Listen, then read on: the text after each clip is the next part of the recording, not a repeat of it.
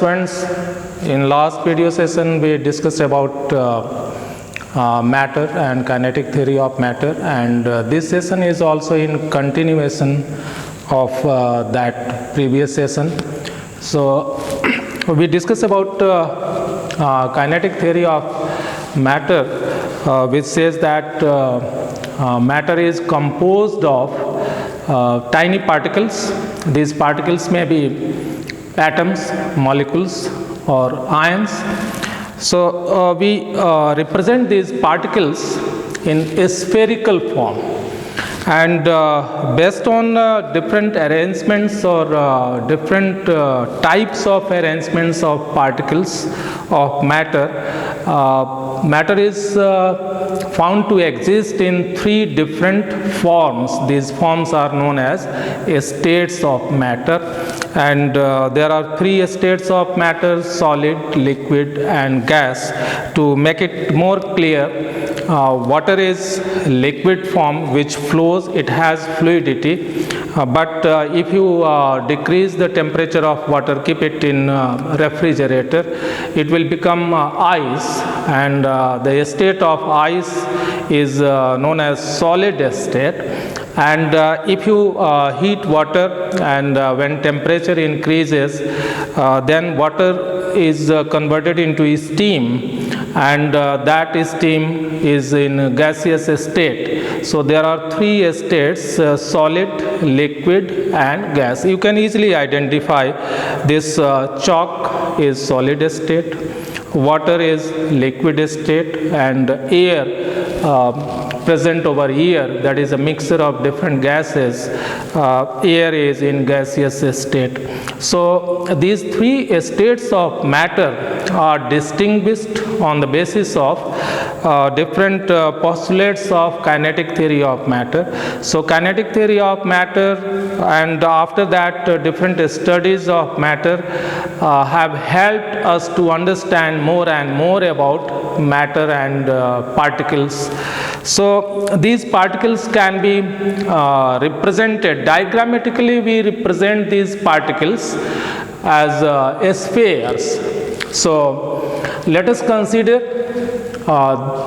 this is one type of arrangement of particles, and this is a solid form. Let us say any iron piece, any aluminium piece is there, and it has been studied that aluminium is matter, and matter is composed of tiny particles. These particles are atoms, molecules, or ions, and we represent these particles through a spherical format. So let us say this is one particle, another particle, another particle, and let us try to understand this structure. This particle is there, and just above this particle, this is another particle, another particle, another particle, and if you look at this structure, then in case of liquid, see these particles are a bit separated, and in gas again the separation is more in case of this gas. So let us try to understand this type of packing of particles in solid. See, this is ordered and this is closed packing. So on the basis of this arrangement of particles inside that form of matter, which is known, which may be solid, which may be liquid, which may be gas, we can differentiate solid and then liquid and gas. So we are trying to understand, and then we shall put the points over here. See, this is packing of particles in solid. This is packing of particles, water particles. They move from one point to another point. There is a flow of water, fluidity is there, and greater spaces are there between the particles. So that is why this structure is there, and in gases, gas particles are more free to move. So this is another diagrammatic representation of gas. So see, try to understand this packing, and this packing. So on the basis of packing, this packing of particles. So how can we differentiate solid, liquid and gas on the basis of packing of particles? See, this packing is closed packing. This is not so closed, and this is least closed, and therefore we can say that closed packing is found in case of solid. What about liquid? Less closed packing, or in other words we can say that particles are bit at greater distance from each other, and this least closed packing. I hope you understand this. So this packing is closed packing, this is less closed packing, this is least closed packing compared to the above two. Now ordered packing. Let us try to find is there any order of packing or not? See, exactly above this particle there is another particle, and above this is the third particle. Same is the pattern. So this order is a regular order, and in this case that regularity is not there, and in this case there is least regularity. So for solid we can say that regular order of packing is there throughout the range of the solid, means from beginning till end. That order is not here, and so this is you can say let us keep it like this, means not regular order, and again not regular order. And now next parameter we try to find out, and that is, if this is first point, this is second point, and let us try to find out any more differentiating factor. So see, these spaces are there, again these spaces are there, and spaces between the particles, and a particular term is given, and this is known as intermolecular space. So let us try to find out what about intermolecular space in solid, liquid and gas. Obviously these spaces are smaller spaces, but these spaces are bigger spaces, and these spaces are further bigger spaces.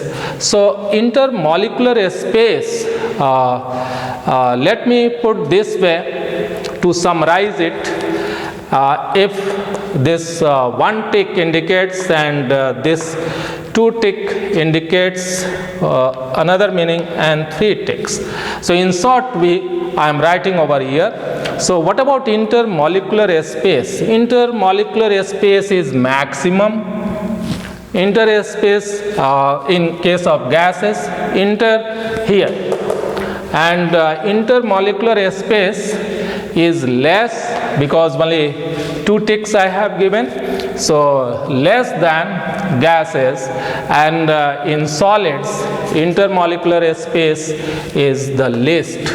So at this stage you must be surprising that solids also have intermolecular space. Yes, solids also have intermolecular space.